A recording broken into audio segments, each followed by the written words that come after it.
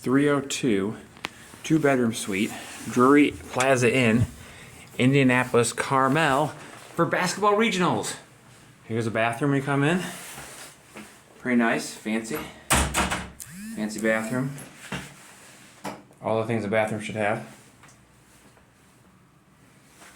Okay, walk in, pretty good. Here's your second room with a pull-out couch right there. So, and then you got a nice wet bar over here. It looks like we have a little refrigerator down there. Nice for some coffee, some water, TV in here. Great view of the expressway and the parking lot. Yeah, it's pretty sweet.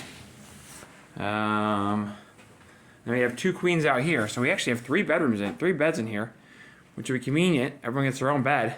Pretty awesome. And I can work in there while they go to sleep, which is pretty unlikely. And then you got your front view out here. So you got a little more parking lot. And then you got the Firebirds restaurant over there.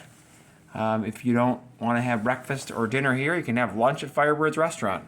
So that is the two-bedroom suite, number 302, at the Drury Plaza Inn in Indianapolis Carmel. Have a good stay.